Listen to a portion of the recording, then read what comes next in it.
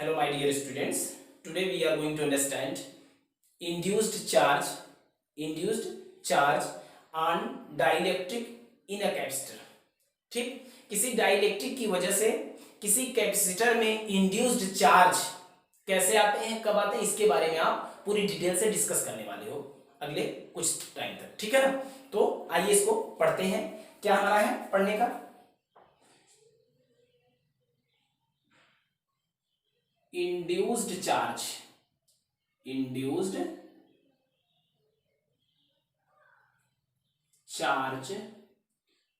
on dielectric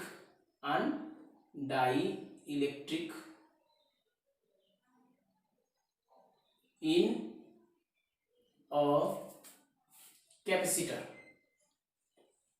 a capacitor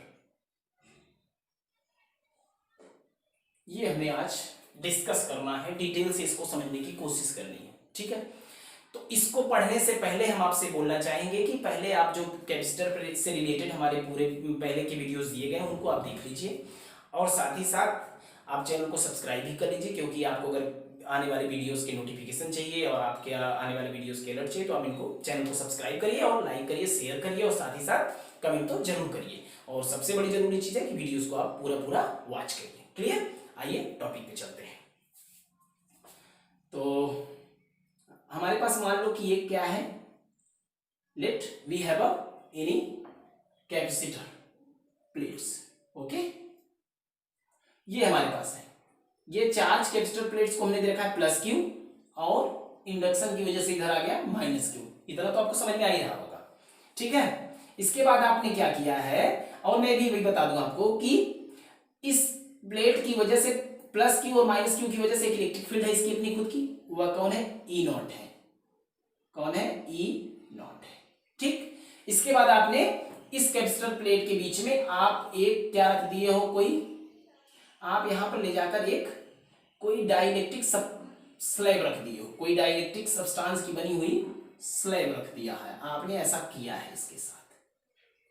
इसी पर आपको पढ़ना है कि इंड्यूस्ड चार्ज क्या होता है ना, आप पढ़ जाओगे, पूरा समझ में आ जाएगा। बस आप वीडियो को आखिरी तक, लास्ट तक देखते रहिए, एकदम से आपको पूरी तरह से क्लियर होने वाला है। इंडक्शन की वजह से इस पर कौन सा चार्ज आ जाएगा? माइनस क्यू डैश, और इधर कौन सा चार्ज आ जाएगा? प्लस का क्यू डैश। ये चार्जेस आ जाएंगे। ठीक है, अब मैं बोलूं कि क्यू डैश और प्लस क्यू डैश, यानी माइनस क्यू डैश और प्लस क्यू डैश, ये कौन से चार्जेस है जी? यही इंड्यूस्ड चार्जेस है। इन्हीं को हम लोग अगले कुछ समय तक समझेंगे कि इंड्यूस्ड चार्ज है कैसे, क्यों आए, क्या इनके पीछे वजह हुई, इनको समझते हैं। ठीक है, तो अब क्या हुआ, इन्होंने एक अलग इलेक्ट्रिक फील्ड बना ली। डाइलेक्ट्रिक के मॉलिक्यूल्स ने क्या, इंड्यूस्ड चार्जेस देने के बाद एक अलग इलेक्ट्रिक फील्ड बना ली, जिसकी डायरेक्शन ओल्ड इलेक्ट्रिक फील्ड के अपोजिट है। इतना तो आपको समझ में आ ही रहा है अभी तक। ठीक, अब आप बोलोगे कि माइनस क्यू डैश और प्लस क्यू डैश कैसे हैं चार्जेस? इंड्यूस्ड चार्जेस है। इंड्यूस्ड ये क्यों, किस लिए और क्यों है? क्योंकि जब हम किसी डाइलेक्ट्रिक को किसी कैपेसिटर प्लेट के बीच में रखते हैं तो डाइलेक्ट्रिक के जो मॉलिक्यूल्स होते हैं वे क्या होते हैं? पोलराइज हो जाते हैं। वे क्या शुरू हो जाते हैं? उनका पोलराइजेशन शुरू हो जाता है। ऐसा क्यों होता है? क्योंकि उनके एटम से जो इलेक्ट्रॉन्स होते हैं और न्यूक्लियस होते हैं वह अलग अलग लग जाते हैं, मतलब डिस्प्लेस हो जाते हैं, और न्यूक्लियस चला जाता है किधर? कैपेसिटर प्लेट की निगेटिव, कैपेसिटर प्लेट के निगेटिव चार्ज की ओर, और इलेक्ट्रॉन चले जाते हैं कैपेसिटर प्लेट के पॉजिटिव चार्ज की ओर। Clear to everyone? ओके, ये आपको समझ में आना चाहिए। फिर से समझ लीजिएगा क्या, कि न्यूक्लियस किसका, डाइलेक्ट्रिक के मॉलिक्यूल के एटम का, वो किधर चला जाता है? वो चला जाता है कैपेसिटर प्लेट की निगेटिव चार्ज की ओर, न्यूक्लियस चला जाता है, और कैपेसिटर प्लेट की पॉजिटिव चार्ज की ओर कौन चला जाता है? इलेक्ट्रॉन चला जाता है। किसका? डाइलेक्ट्रिक का। ठीक है, और इसकी वजह से जो चार्ज होते हैं वे क्या कहलाते हैं? पोलराइज्ड चार्ज कहलाते हैं। किसके? डाइलेक्ट्रिक के। और यही चार्जेस को कहते हैं क्या? Induced charges. कौन कौन? तो हम बोल सकते हैं क्या, कि सिंस क्यू डैश, कौन? Minus Q dash and plus Q dash are induced charges, are induced charges. इतना आपको क्लियर हो गया होगा, ठीक है। अभी तक क्लियर हुआ कि नहीं हुआ है? फिर से समझ लीजिए क्या कि माइनस क्यू डैश और प्लस का क्यू डैश ये कौन से चार्जेस है? Induced charges. चार्ज लाए गए, पोलराइजेशन हुआ किसका? डाइलेक्ट्रिक के मॉलिक्यूल्स का, इसकी वजह से चार्जेस आए, ठीक। इन चार्जेस को कह सकते हैं इंड्यूस्ड चार्जेस या पोलराइज्ड चार्जेस भी कह सकते हैं, ठीक है। आगे बढ़ते हैं।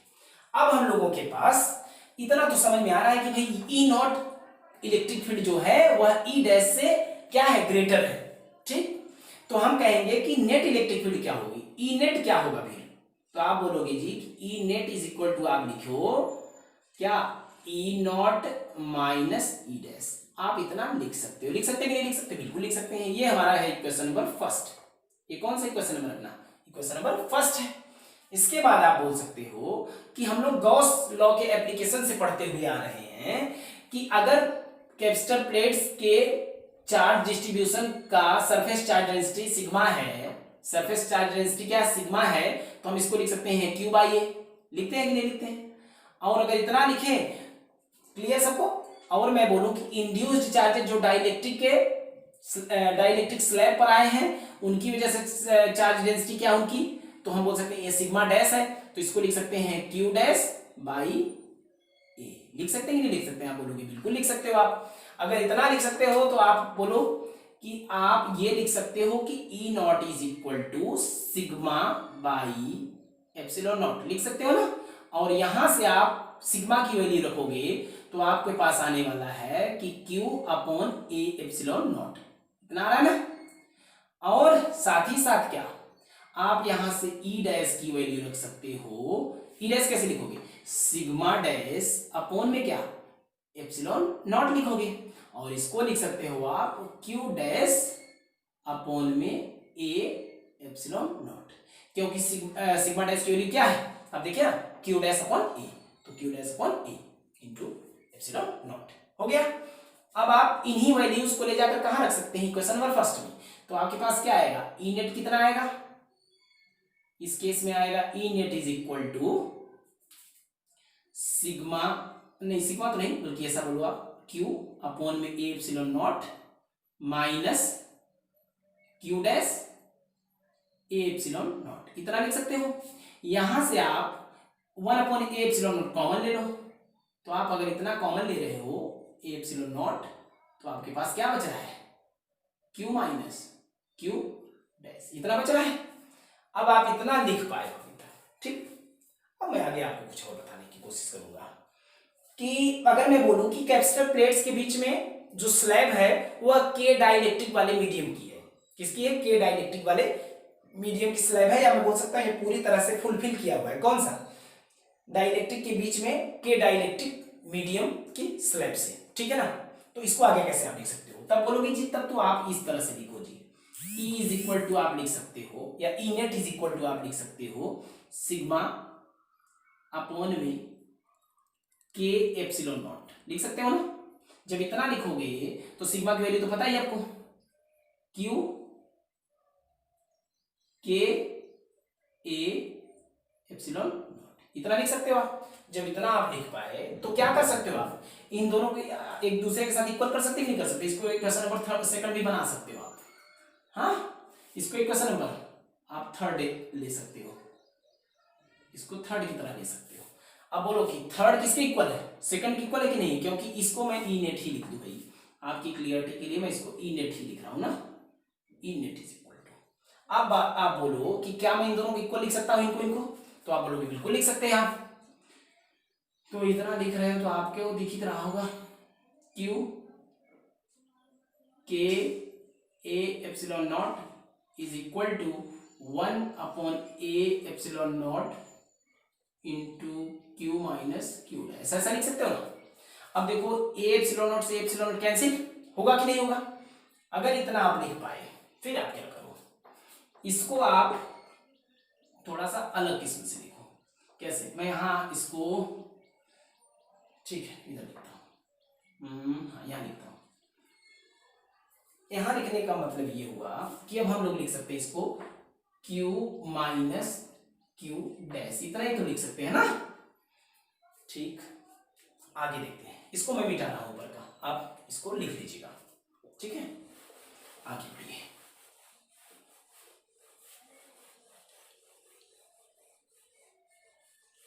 देखिए अब आप लिख सकते हो क्या, Q by K is equal to Q minus Q dash, इतना आप लिख सकते हो। अब यहां से आप क्या करोगे कि 1 बाई किसको, K को भी आप उधर ही ले जा सकते हो, या तो Q वाले टर्म को इधर लाओ, तो आप लिख सकते हो Q डैश को मैं इधर ला रहा हूं, बाकी सबको उधर ले जा रहा हूं, तो Q dash is equal to Q minus Q by K, ऐसा लिख सकता हूं कि नहीं लिख सकता हूं मैं? आप बोलोगे लिख सकते हैं, क्यों नहीं लिख सकते हैं, सिंपल मैथमेटिक है। जब आप इतना लिख सकते हो तो आप बोलो कि Q dash is equal to, आप लिख सकते हैं Q कॉमन ले जाओ, आप Q अगर आप कॉमन ले जा रहे हो तो आप लिखोगे 1 माइनस 1 बाई K, है ना। अब हुआ क्या, बहुत ही इंपॉर्टेंट थिंग और बहुत ही इंटरेस्टिंग थिंग आपको हाथ लगी है, उसको समझिएगा, बहुत अच्छी तरह समझते हैं। कैसे कि अगर डाइलेक्ट्रिक है ना, तो डाइलेक्ट्रिक के लिए K की वैल्यू होती है फॉर, यहां लिख सकते हैं नहीं लिख सकते हैं, since for dielectric, since for dielectric, ठीक है, K ऑलवेज क्या होता है, ग्रेटर देन 1 होता है कि नहीं होता है, डाइलेक्ट्रिक के लिए तो K 1 से बड़ा ही होता है। हाँ, अगर ये 1 से ग्रेटर होता है तो हम बोलेंगे कि जी अगर यहां से 1 से ग्रेटर कोई 1 रखोगे तो चलेगा, Q डैश Q की वैल्यू इक्वल आ जाएगा, लेकिन और अगर आप यहां कुछ भी और रखते हो, इस तरह से ऐसा कुछ रखते हो, अगर 1 रखोगे तब तो क्या हो जाएगा, 0 हो जाएगा, ऐसा कुछ नहीं होगा। लेकिन मैं बोल रहा हूं कि अगर K की वैल्यू क्या रखते हो, 1 से ग्रेटर रखते हो, तो नो डाउट Q क्या आपका Q डैश से क्या होगा, बड़ा होगा कि नहीं होगा, Q डैश से क्या होने वाला है, फिर बड़ा हो जाएगा, ग्रेटर होगा।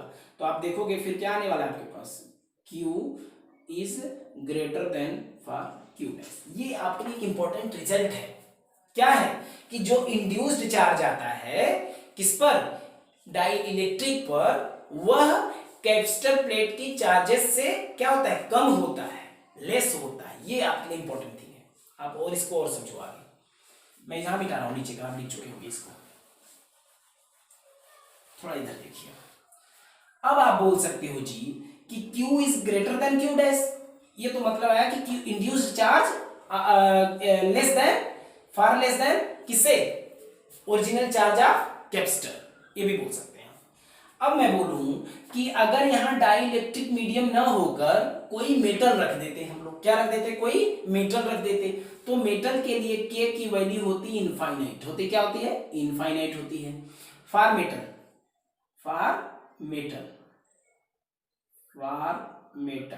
ठीक है, एक मिनट रुकिएगा, for metal K is equal to infinite होता है, K is equal to infinite. अगर K is equal to infinite हुआ मेटल के लिए, तो हम लोग क्या बोल सकते हैं जी, तब तो Q डैश होने वाला है Q के इक्वल। ये समझ लीजिएगा, बहुत बढ़िया से आपको समझ में आना चाहिए। Then Q dash is equal to Q, समझिएगा, induced charge is equal to original charge of capacitor, कब, अगर कैपेसिटर प्लेटों के बीच में क्या रख दें लोग, कोई मेटल रख दें, लेकिन अगर कोई डाइलेक्ट्रिक रख रहे हैं तो इंड्यूस्ड चार्ज हमेशा कैपेसिटर चार्जेस के, कैपेसिटर प्लेट की जो चार्जेस हैं उनसे कम ही होंगे या उनसे लेस होंगे। ये आपके पास एक इंपॉर्टेंट रिजल्ट की तरह है, ठीक है। और ये आपके लिए बड़े बड़े कंपटीशंस वगैरह में, जैसे IIT हुआ, नीट हुआ, वहां पर आपके लिए बहुत हेल्पफुल होगा, एक डिडक्शन की तरह आपको वर्क करेगा, ठीक। तो I hope these things will be clear to everyone, and आपको क्या करना चाहिए कि आने वाले दिनों में ऐसी वीडियोस पानी है तो चैनल को प्लीज लाइक और सब्सक्राइब करिए। Okay, thank you.